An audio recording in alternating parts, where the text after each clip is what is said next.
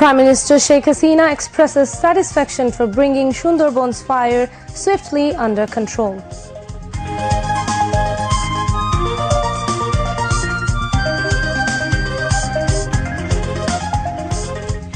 Prime Minister Sheikh Hasina calls upon public representatives to work for meeting people's expectations.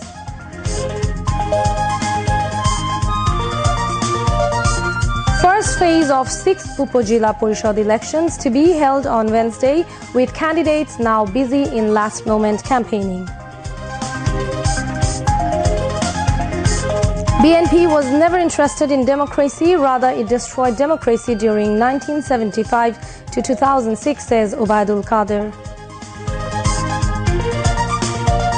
Foreign Minister Dr. Hassan Mahmood calls upon OIC member countries to extend assistance in the case over Rohingya genocide.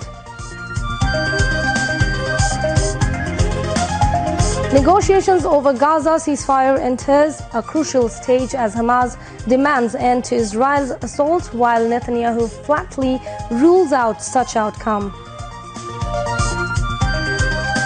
And Abahoni Limited become unbeaten champions in Dhaka Premier League after beating Shinepukur Cricket Club by 4 wickets.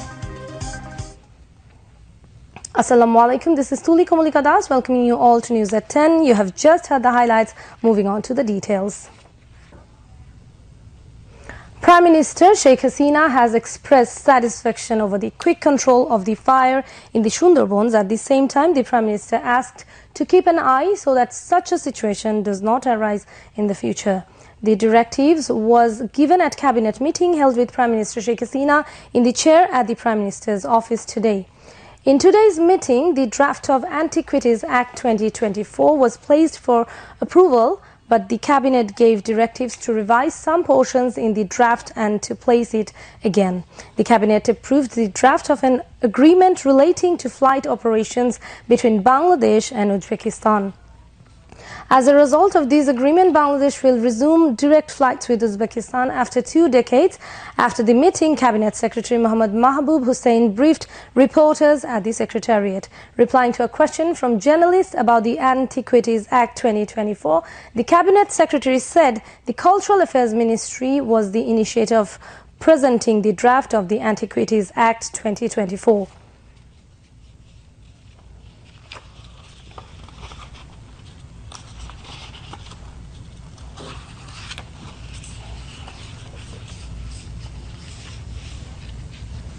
Prime Minister Sheikh Hasina has asked the public representatives to work for fulfilling people's expectations as she administered oath to newly elected Lalmonirhat Jila Parishad Chairman Abu Bakr Siddiq Shamol at the Prime Minister office. After oath-taking ceremony, Prime Minister's Deputy Press Secretary K.M. Shakat Moon briefed the journalists. Shakat Moon said the Prime Minister urged the public representatives to keep in mind the needs of the people and work to fulfill their expectations accordingly. The Prime Minister also emphasized coordination at local level to accomplish responsibility, he added. LGRD Minister Muhammad Tajul Islam and Prime Minister's Principal Secretary M. Tofazil Hossain Mia were present at the oath-taking ceremony. Local Government Division's Secretary Muhammad Ibrahim conducted the function.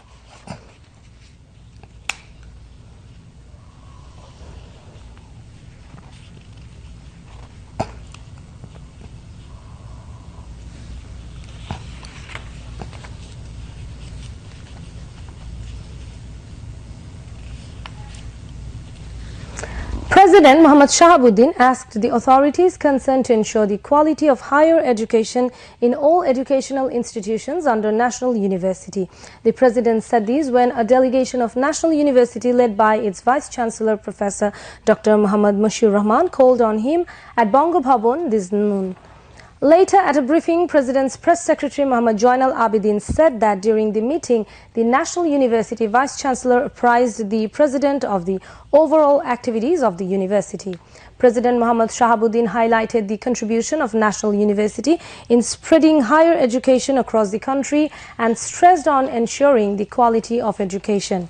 He also underscored the need for increasing the extracurricular activities along with academic activities so that the students can establish themselves in the national and international arena after obtaining their degree. President Muhammad Shahabuddin advised to provide higher training to the teachers and implement skills-based activities. During the meeting, President's Office Secretary Muhammad Wahidul Islam Khan and Military Secretary Major General S.M. Salahuddin Islam were present. Government is working to create new posts and new courts to reduce backlog of cases. Law, Justice and Parliamentary Affairs Minister Anisul Haq said this while replying to a query of Chief Whip of the Opposition Muhammad Mujibul Haq in the Jatiyo সংসদ today. This sitting began with Speaker Dr. Shirin Shamin Chaudhary in the chair. During the question-answer session, Public Administration Minister Farhad Hussain informed the House that government is recruiting through BCS examination against the vacant posts in the public services regularly. Replying to a query, State Minister for Water Resources Zahid Farooq said a project is being implemented to protect Daulat Khan Upazila of Bhola from erosion. Fisheries and Livestock Minister Muhammad Abdur Rahman said government is working to expand fish farming in the union level to increase fish production. Later, the members of parliament under Section 71 raised various issues of public interest in the House. Besides, Payment and Disposal System Bill 2024 was introduced in the House today. On behalf of Finance Minister Abul Hassan Mahmood on behalf of Finance Minister Abul Hassan Mahmood Ali, State Minister for Finance Wasika Aisha Khan placed the bill in the House. Later, the bill was sent to the committee concerned to report back after scrutiny. Earlier, Education Minister Mohibul Hassan Chaudhary placed the report of Bangladesh University Grants Commission in the House. The sitting of the Jatiyo সংসদ will resume in the afternoon tomorrow. The first phase of the 6th Upazila Parishad elections is going to be held on Wednesday. The Election Commission has completed preparations in this regard. Law enforcement agencies will ensure tight security to hold the polls in free, fair and peaceful manner. The electioneering will end midnight today. Candidates in different Upazilas are passing busy time today, rushing to the doors of voters to win their hearts. Awami League General Secretary and Road Transport and Bridges Minister Waidul Qadir said BNP was never interested in democracy, rather the party destroyed democracy during 1975 to 2006, he added. The ruling party leader made the comments while addressing journalists after Presidium meeting at Awami League President's Dhanmondi office in Dhaka today. বাংলাদেশের গণতন্ত্রকে ৭৫ থেকে ২০০৬ সাল পর্যন্ত ধ্বংস করেছে BNP. প্রহসনের নির্বাচন ১,২৩,০০,০০০ ভুয়া voter, হাঁ না ভোটে ১১৪% হাঁ ভোট, এসব কিন্তু তাদেরই সৃষ্টি। বিএনপি গণতন্ত্রের প্রতি তাদের আগ্রহ কোনোদিনও ছিল না। গণতন্ত্র, স্বাধীন নির্বাচন ব্যবস্থা এবং গণতন্ত্রকে শৃঙ্খলমুক্ত করার কাজটি বঙ্গবন্ধু কন্যা শেখ হাসিনাই এদেশে করেছে। In response to a question that relatives of many ministers and members of parliament did not withdraw their candidature in the upcoming Upazila polls, Obaidul Qadir reiterated his party's commitment to ensure organizational punishment. গত জাতীয় সংসদ নির্বাচন, এই নির্বাচনে আমরা কতজন এমপিকে বাদ দিয়েছি, তারপরে 25 জন মিনিস্টার এই ক্যাবিনেটে নিয়ে। আমাদের যারাই পার্টির ডিসিপ্লিন ভঙ্গ করবে সময় মতো কোনো না কোনোভাবে শাস্তি তাদের পেতে হবে। Earlier, a Presidium meeting was held marking Bangabandhu's daughter Sheikh Hasina's historic homecoming day on May 17th and the 75th founding anniversary of Awami League on June 23rd at the party president's office. Foreign Minister Dr. Hassan Mahmood called upon the OIC member states to extend legal and financial assistance in the case filed by Gambia with the International Court of Justice seeking justice over Rohingya genocide. He made the call at the 15th OIC summit in Banjul of Gambia yesterday. Addressing this summit, Dr. Hassan Mahmood thanked Gambia for filing the lawsuit with the International Court of Justice to establish legal rights of Rohingyas in Myanmar's Arakan state. He said legal and financial assistance of the OIC member states will help quick disposal of the lawsuit. Bring them back with full dignity and honor and civil rights. We remain thankful to Gambia, and as OIC, as Gambia has filed the case on behalf of OIC, we remain thankful to all OIC member states. Thank you. Delegates of the OIC member states, including Saudi Arabia, Turkey, Malaysia and Palestine, stressed the need for quick and permanent solutions of the Rohingya crisis. OIC Secretary General Hisen Ibrahim Taha, Gambia's Justice Affairs Minister and Attorney General Dauda Ejalo, among others, were present. Rajuk has been working to prepare the design of buildings according to the approved plan to make the capital risk-free. It has already prepared a new guideline to implement its new plan.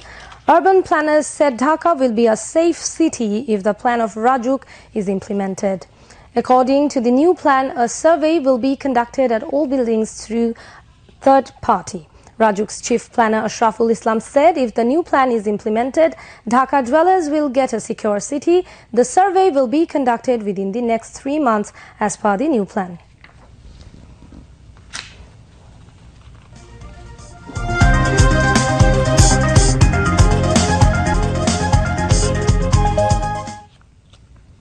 Moving on to the international news. Israel's military orders Palestinians to move out of eastern Rafah, warning it is about to use extreme force in southern Gaza. The order follows a night of intense Israeli bombardment that killed 22 people in Rafah, including 8 children. Early on Sunday, Hamas fired rockets at the Karim Abu Salem crossing, killing 3 Israeli soldiers. There is no sign of progress in the critical truce and prisoner exchange negotiations in Egypt, with Hamas and Israel refusing to back away from their core demands. Ceasefire talks between Hamas and Israel ended for the day in Cairo without an agreement. Israeli forces kept up the bombardment of Gaza, killing a mother and her 2 children in northern Gaza city and wounding at least 3 Palestinians in southern Rafah. Osama Hamdan, a senior spokesman for Hamas, said his group needs guarantees from the US that Israeli forces will not launch a ground assault on Rafah. Israeli forces killed 5 Palestinians during a raid on the village of Deir al-Ghussun in the occupied West Bank. The United Nations says full-blown famine has engulfed northern Gaza and is spreading south as Israel continues to limit the amount of food aid getting into the war-battered territory. At least 34,654 Palestinians have been killed and 77,908 wounded in Israeli attacks on Gaza since October 7, 2023. Bangladesh Chhatra League has expressed solidarity in the movement of students, teachers and conscious people across the world against the Israeli aggression on Palestine. As part of the solidarity, Bangladesh Chhatra League hoisted the flag of Palestine at Dhaka University today. Bangladesh Chhatra League President Saddam Hussein, General Secretary Sheikh Wali Asif Inan, Dhaka University Unit Chhatra League, Dhaka City Chhatra League and Chhatra League leaders from various educational institutions in Dhaka were present, mentioning that Bangladesh is always active in establishing a Palestine state. Chhatra League leaders said one of the major components of Bangabandhu's foreign policy was the liberation of Palestine. They also said Prime Minister Sheikh Hasina's demand to the Global Forum to achieve the rights of the Palestinians is outstanding. Earlier, Bangladesh Chhatra League brought out a procession on the Dhaka University campus in support of Palestine. Russia has said it will hold drills that will include practice for the use of tactical nuclear weapons, days after top European leaders voiced stronger military support for Ukraine. The drill will include practice for the preparation and deployment of non-strategic nuclear weapons intended to increase the readiness to fulfill combat tasks after provocative statements and threats of certain Western officials, the Ministry of Defense said.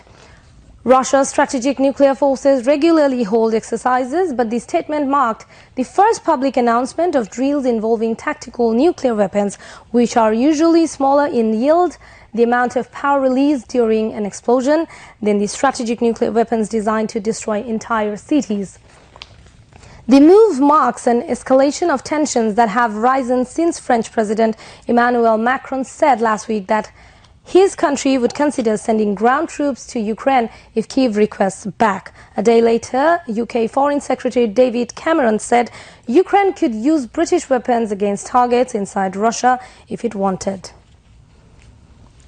Xi Jinping and his wife Peng Liyuan are welcomed to the Elysee Palace by Emmanuel and Brigitte Macron as the Chinese president begins a two-day state visit to France. French President Emmanuel Macron calls before his Chinese counterpart Xi Jinping at the start of his state visit to France for fair rules for all in trade between Europe and China.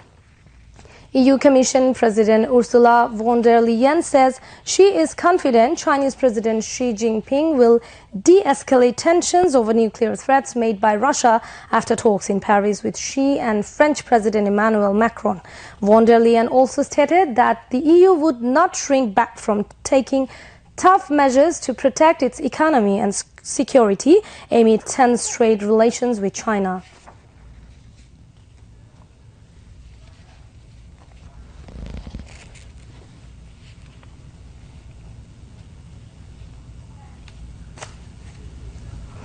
A 6.2 magnitude earthquake hit Indonesia, forcing the people to come out of their homes in panic. The epicenter was 153 kilometers southwest of West Papua. No casualty or damage was reported in the earthquake. Due to the geological conditions, events like earthquakes and eruptions occur occasionally in Asia's largest island country. Rain or thunder showers accompanied by temporary gusty or squally wind is likely to occur today throughout the country. Besides, the temperature may decrease in the upcoming days. Meteorologist Abdurrahman Khan made the forecast today in the capital's Agargaon. The highest rainfall was recorded at 138 mm in Feni and 36 mm in Dhaka during the last 24 hours till 6 p.m. today. Now news on sports.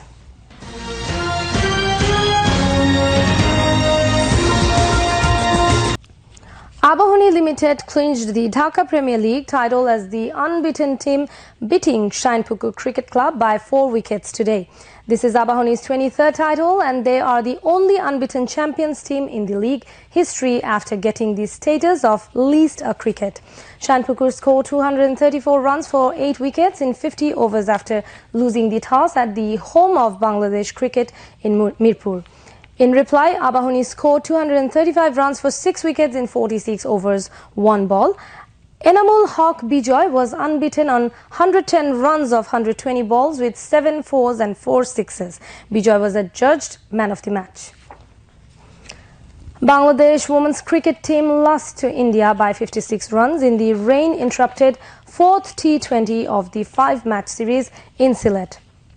As a result, the Indian women took a 4-0 lead in the series. Chasing a revised target of 125 to win, Bangladesh girls managed to score 68 runs in 14 overs for 7 wickets.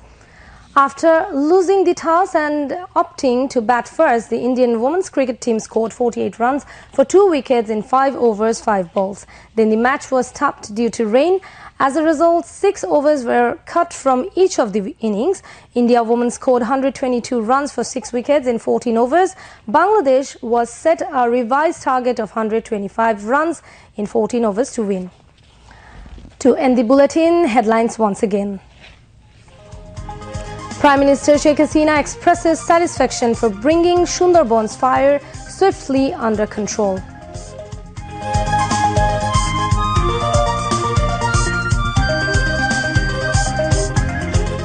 Prime Minister Sheikh Hasina calls upon public representatives to work for meeting people's expectations.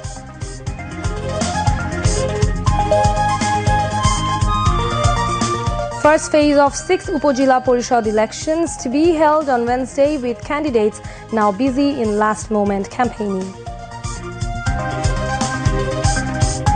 BNP was never interested in democracy, rather it destroyed democracy during 1975 to 2006, says Obaidul Qadir. Foreign Minister Dr. Hassan Mahmood calls upon OIC member countries to extend assistance in the case over Rohingya genocide.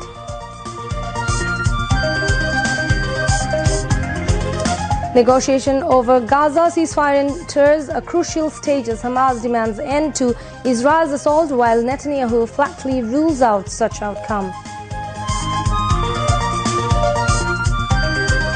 And Abahuni Limited become unbeaten champions in Dhaka Premier League after beating Shinepukur Cricket Club by 4 wickets.